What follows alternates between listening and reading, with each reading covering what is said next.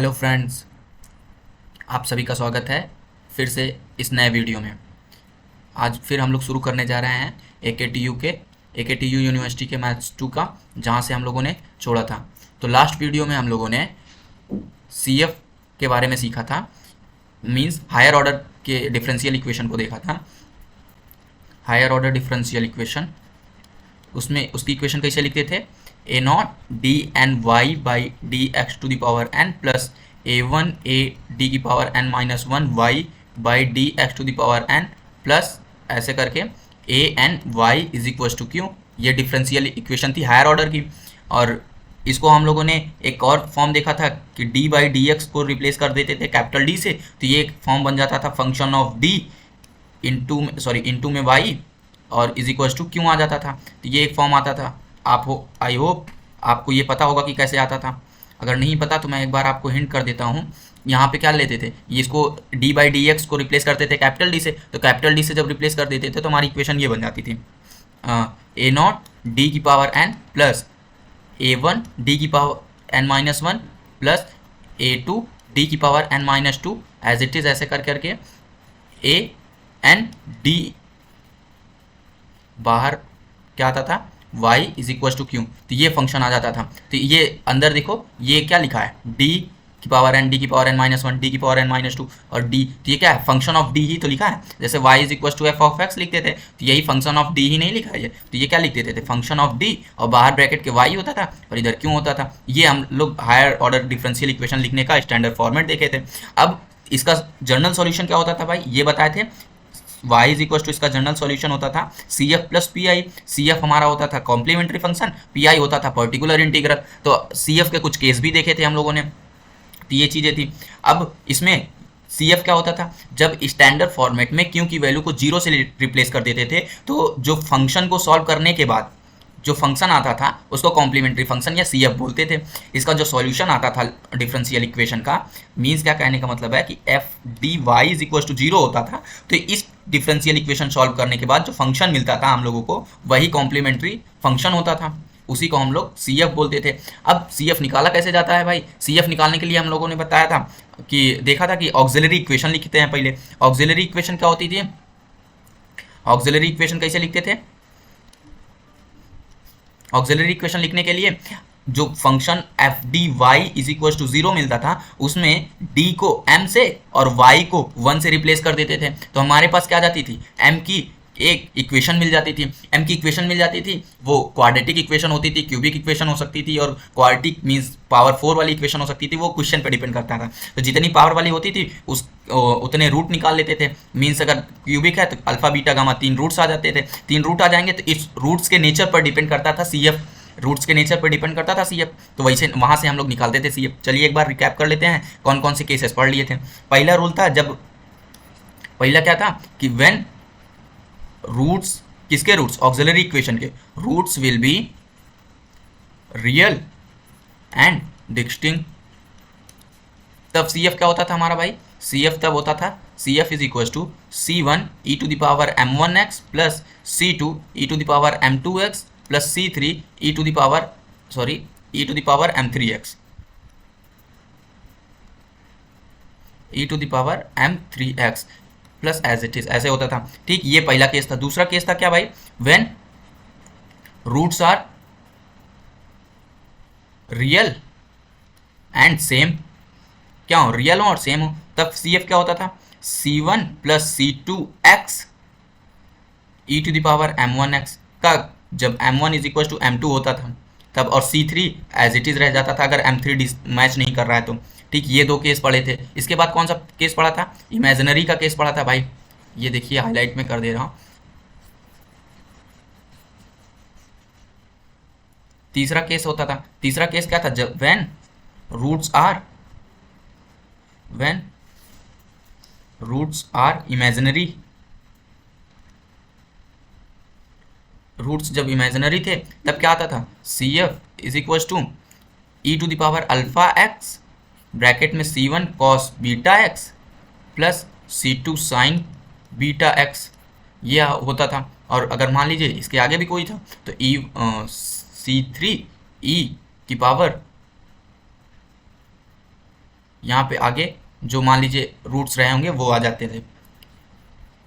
ये कैसी कंडीशन होती थी, देखिए जैसे यहाँ पे क्या आ जाए, जैसे m1 आ जाए 3 + 4i, m2 आ जाए, ये m1 था ये m2 था, यहाँ पे 3 - 4i और m3 आ जाए आपका 3। तो ये 3 रूट अगर हो गए m3 + 4i, 3 - 4i और तीसरा 3, तो ये देखिए दोनों इमेजिनरी हैं और ये बट ये रियल था, तो उस कंडीशन में ये हो जाता था। अगर यही सेम चीज था।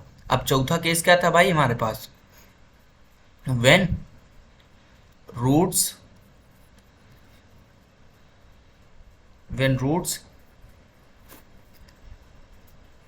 आर इमेजिनरी एंड सेम हो। जब रूट्स इमेजिनरी हो और सेम भी हो तो क्या होता था, CF will be e⁻⁴ x plus C1 + C2x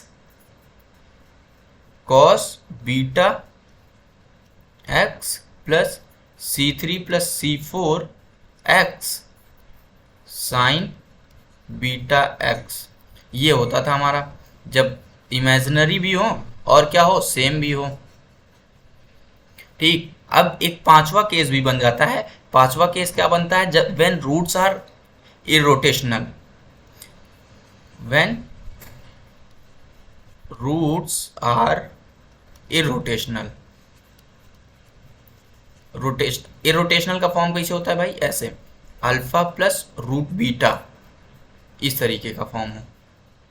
ठीक, तब क्या होता था, CF क्या होगा, means e⁻⁴ x C1 cos hyperbolic beta x। यहाँ पे क्या था, सिंपल x था, यहाँ पे cos हाइपरबोलिक लग जाएगा, बस इतना सा डिफरेंस है। C2 sin hyperbolic beta x। बस यही 5 केस हैं हमारे पास CF निकालने के। ठीक, ये थे हमारे 5 केस, आप एक बार देख लीजिए। ये 5 केस हमारे थे CF निकालने के। पहला तो रियल एंड एक्सट्रीम का, फिर दूसरा रियल एंड सेम है ये था, फिर रियल एंड सेम का था, फिर इमेजिनरी का था, फिर इमेजिनरी भी सेम हो सकता है और इरोटेशनल था। तो ये 5 थे, इन्हीं से हम लोग बनाते हैं डिफरेंट CF। अब बात करते हैं हम लोग PI की। PI क्या होता था भाई, पर्टिकुलर इंटीग्रल। PI क्या है, पर्टिकुलर इंटीग्रल।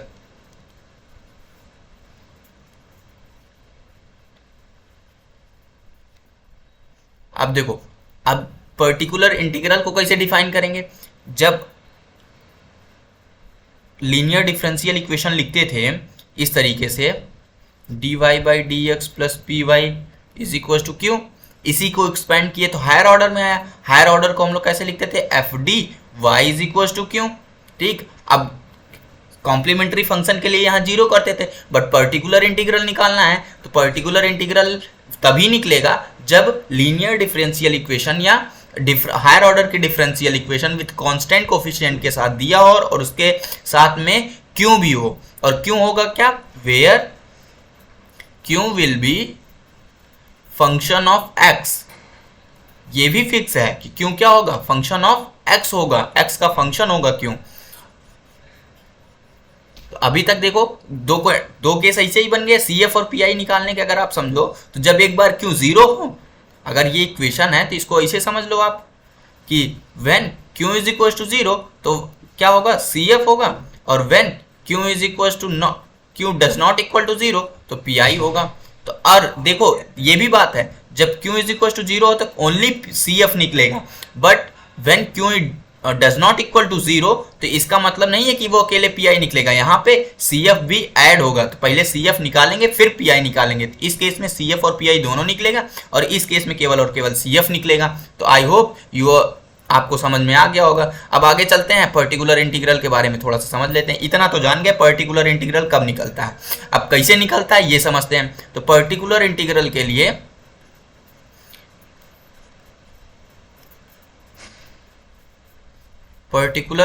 के लिए क्या होता है, हम लोग फॉर्मूला देते हैं PI = one upon F of D, जो फंक्शन ऑफ डी बनेगा वो इनटू में क्यों, ये होगा हमारा फॉर्मूला पी आई निकालने का। क्या होगा formula, function one upon function of D into में क्यों। अब देखो भाई क्यों कुछ भी हो सकता है, क्यों हमने क्या बोला, ये क्या है, फंक्शन ऑफ एक्स है, एफ ऑफ एक्स यहाँ पे मिलेगा और नीचे क्या है, एफ ऑफ डी है, तो कहाँ से रिलेट होगा। अभी ये इसके भी कई सारे केस बनते हैं, तो आज हम लोग पहला केस पढ़ेंगे, केस वन।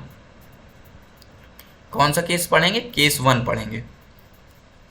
और आप सबको किसी को भी नोट्स की ज़रूरत होगी, इसके शॉर्ट नोट्स की, तो आप नीचे दिए गए टेलीग्राम चैनल पर ज्वाइन कर सकते हैं, वहाँ पे शॉर्ट नोट्स अवेलेबल हैं।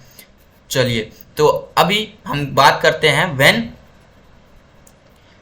क्यू विल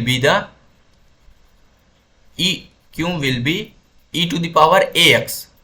क्या हो, जब हमारा क्वेश्चन में क्यों क्या दिया हो, e to the power A x दिया हो, क्या हो, मीन्स पी आई की कंडीशन क्या बन रही, one upon F of D is equal to E to the power A X है। मीन्स ऐसा हो, F of D Y is equal to E to the power A X हो, इस form में हमारे डिफरेंशियल इक्वेशन गिवन हो, F of D Y is equal to E to the power A X. तो क्यों की वैल्यू क्या हो गई, क्यों की वैल्यू हो गई e to the power A x. तब पी आई कैसे निकालेंगे, तब पी आई निकालने के लिए हम लोग क्या करेंगे, यहाँ पे जो फंक्शन ऑफ डी लिखा होगा, फंक्शन ऑफ डी मीन्स ऐसा कुछ D Q plus two D one, इस तरीके से ऐसी कोई इक्वेशन रही होगी, यहाँ पे लिखेंगे। तो तब क्या करेंगे, जब ऐसा दिया होगा तो क्या करते हैं, जो फंक्शन होगा, फंक्शन में डी होगा, डी को रिप्लेस कर देते हैं ए से। डी को किससे रिप्लेस कर देते हैं, ए से। तो यहाँ पे देखें तो ये क्या बन जाएगा, P I is equal to one upon F of a into में e to the power A x, ये बन जाएगा हमारा पहली चीज। दूसरी चीज यहाँ पे कि F of A does not equal to zero, यहाँ पे जो फंक्शन एफ ऑफ डी है, वहाँ डी को ए से रिप्लेस किए, बट लग बाई चांस वो प्लस या माइनस होकर किसी तरीके यहाँ जीरो आ जाता है, तो ये वन बाई जीरो इनफाइनाइट कर देगा। अगर ये जीरो हो जाएगा तो इस वाली पूरी टर्म को इनफाइनाइट कर देगा, और ये इनफाइनाइट हो जाएगा तो आंसर निकलेगा नहीं। तो यहाँ पे क्या केस होगा, जब अगर f of A is equal to zero आ जाता है तो केस फेल हो जाएगा। इसकी एक कंडीशन भी लिखेंगे, कंडीशन इसको बना के लिखना है। क्या कंडीशन होगी, when F of A is equal to zero, then क्या बोलेंगे, केस फेल। देन क्या बोलेंगे, केस फेल हो जाता है। तो इसके लिए तब क्या करेंगे, तब P I will be x का मल्टीप्लाई कराएंगे, नीचे एफ ऑफ डी जो दिया था उसका एफ डैश डी कर देंगे। मीन्स जो डिफरेंशियल इक्वेशन दी होगी उस इक्वेशन का एक बार डिफरेंशिएशन करेंगे उसी डी के रिस्पेक्ट में, फिर e to the power A x करेंगे, और फिर क्या करेंगे, वही सेम चीज। इसमें इसका प्रूफ भी है, अगर आप बोलेंगे तो प्रूफ करा दिया जाएगा, कमेंट करके बताइएगा। वैसे एग्जाम में आता नहीं है, एग्जाम में तो क्वेश्चन नहीं आएगा। तो x into one upon f dash a हो जाएगा, फिर डी को किससे रिप्लेस करेंगे, ए से रिप्लेस करेंगे, फिर इसी तरीके, तो ये आ जाएगा आपका आंसर। ठीक, अगर फिर F dash A is equal to zero हो जाता है, अगर फिर यहां तो वैसे होना नहीं चाहिए, अगर हो जाता है तो फिर if F dash A is equal to zero, तब क्या होगा, फिर से वही काम, P I is equal to, अब एक बार एक्स का फिर से मल्टीप्लाई, तो ये एक्स स्क्वायर हो जाएगा अपॉन में F double dash F of A E to the power A x. ये तब तक करेंगे जब तक कि हमको आंसर नहीं मिल जाता है। आई होप आपको समझ में आया होगा। देख ही लीजिए, ये था पहले क्या था कि यहाँ पे e to the power A x रहेगा, तब हम लोग क्या करेंगे, एफ ऑफ डी जो होगा उसमें डी को ए से रिप्लेस करेंगे और आंसर लिख लेंगे, यही आंसर होगा। अगर लग बाई चांस एफ ऑफ ए क्या आ गया हमारा, जीरो आ जाएगा, तो हम लोग क्या करेंगे, इसको एक एफ ऑफ डी जो दिया होगा उसका एक बार डिफरेंशिएशन कर लेंगे। एक मिनट, पेन चेंज कर लेता हूँ, ये एफ ऑफ डी लिखेंगे और साथ में एक्स का मल्टीप्लाई कराएंगे, और उसके बाद फिर से e to the power A x में ए की वैल्यू जो होगी वहाँ पे ए को रिप्लेस कर देंगे। लग बाई चांस फिर से अगर हमारा एफ डैश ए 0 आ जाता है तो फिर से एक बार एक्स का मल्टीप्लाई करेंगे और दोबारा डिफ्रेंसिएशन करेंगे। ये तब तक करते जाएंगे जब तक हमको पी आई का आंसर एक कांस्टेंट आंसर नहीं मिल जाता है। चलिए हम एक एग्जाम्पल करके देखते हैं। इस एग्जाम्पल है हमारा पी आई फाइंड आउट करना है, sorry P I find out करना है।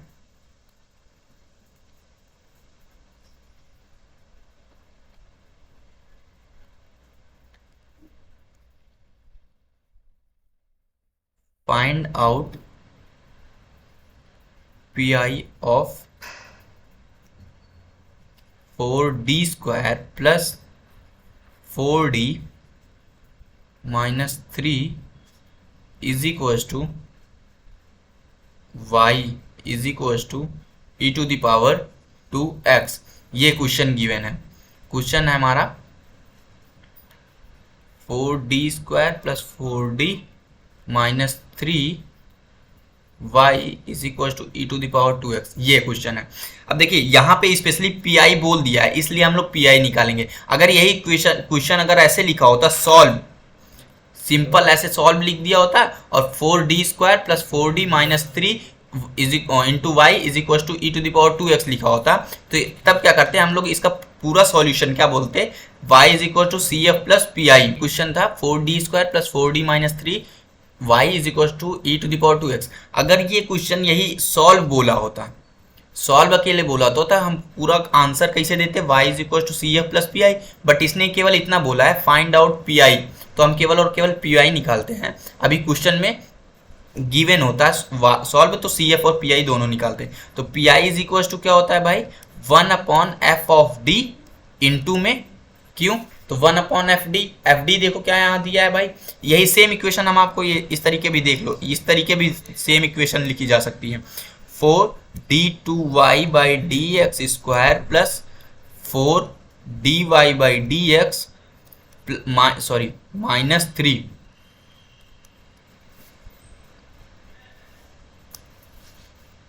y minus 3 is equal to E to the power 2x। यही सेम इक्वेशन ऐसे भी लिखी जा सकती है। तो आप इसको क्या कर देते, d बाई डी एक्स को d से रिप्लेस कर देते और y कॉमन ले लेते, तो इसी तरीके की इक्वेशन बनती। तो यहाँ क्या बना है 4d² प्लस 4d माइनस 3।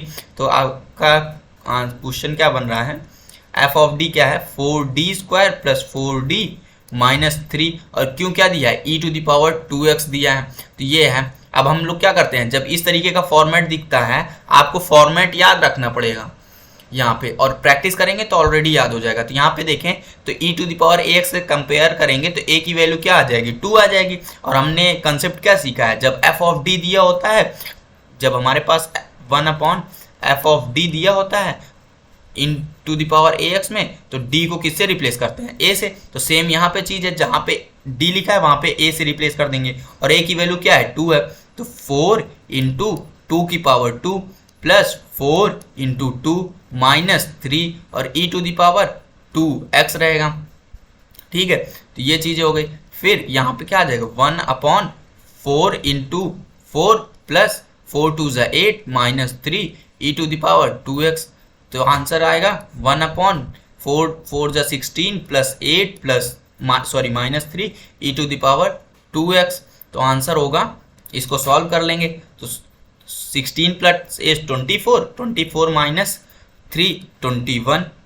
तो आंसर विल बी 1/21 इंटू में e to the power 2x। ये हमारा आंसर हो जाएगा। ठीक, ये सिंपल सा होता है। अभी चलिए आगे क्वेश्चन करके देख लेते हैं। क्वेश्चन दूसरा लिखा है d cube minus 2d² plus 4d minus 8 bracket में y इज इक्वल टू 8 ये दिया। देखिए इस तरीके की कंडीशन है। अब यहाँ पे दे दिया तो यहाँ पे अभी तक यहाँ पे बगल में आपको देखो क्योंकि स्थान पे क्या मिल रहा है आपको, केवल और केवल 8 लिखा मिला है। तो अब आप क्या कर लेंगे, यहाँ पे इसको बना देंगे e to the power 0x, क्योंकि किसी भी वेरिएबल की पावर जीरो कर दोगे या किसी भी नंबर की पावर जीरो कर दोगे तो उसकी वैल्यू हो जाती है 1।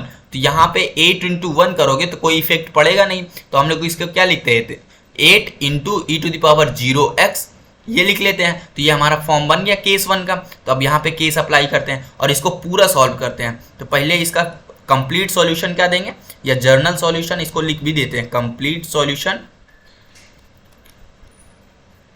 सॉल्यूशन क्या होगा, y is equal to C F plus P I. अब पहले सी एफ कम कैलकुलेट करते हैं। तो सी एफ कैसे कैलकुलेट होता है भाई, सी एफ निकालने के लिए हम लोग क्या करते हैं, ऑक्सिलरी इक्वेशन लिखते हैं। सी एफ के लिए हम लोग पहले कैलकुलेट कर रहे हैं तो पहले ऑक्सिलरी इक्वेशन लिखो। ऑक्सिलरी इक्वेशन लिखने के लिए क्या करते हैं, D replace by M and Y replace by 1। तो पहले अब डी को रिप्लेस करो एम से, तो एम से रिप्लेस करेंगे तो क्या आ जाएगा, M cube minus 2d square plus 4d minus 8। अब इक्वल टू 0 होगा। यहाँ पे ये जो भी लिखा है वो पी आई निकालते वक्त लिखेंगे, बट जब सी एफ निकाल रहे होंगे तो इज इक्वल टू 0 कर देंगे, क्योंकि यही तो डिफिनेशन बताया था कि सी एफ क्या होता है, जब डिफरेंशियल इक्वेशन 0 के साथ इक्वेट हुई होती है तो वो उसका सॉल्यूशन निकालना ही सी एफ कहलाता है। तो यहाँ पे इसको 0 करेंगे तभी तो निकालेंगे। अब चलते हैं, देखते हैं, इसको सॉल्व करते हैं। तो यहाँ पे हमारी एक इक्वेशन बन गई। कौन सी इक्वेशन बनी है, क्यूबिक इक्वेशन है। क्यूबिक इक्वेशन को सॉल्व करने के लिए क्या करते हैं, हिट एंड ट्रायल मेथड पहले यूज करते हैं। और अगर आप लोगों को क्वाड्रेटिक इक्वेशन, क्यूबिक इक्वेशन और क्वार्टिक मींस जिसकी पावर 4 होती है, ये इक्वेशन की सॉल्यूशन या रूट्स निकालने नहीं आते हैं तो मेरे चैनल पे आपको इसके एक इजी वीडियो डाला गया है जिसमें इजी मेथड बताया गया है, तो आप वहाँ जाके सीख सकते हैं आसानी से। तो चलिए शुरू करते हैं। हमारे पास इक्वेशन है M cube minus 2m square plus 4m minus 8। तो यहाँ पे देखिए क्या है, ये कॉमन दिख रहा है एम स्क्वायर, यहाँ से तो यहाँ पे एम स्क्वायर कॉमन ले लेते हैं तो यहाँ क्या बचेगा m माइनस 2।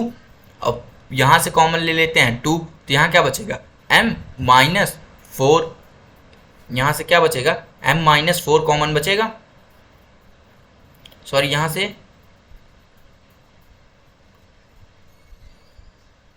4 कॉमन लेंगे तो m माइनस 2 बनेगा।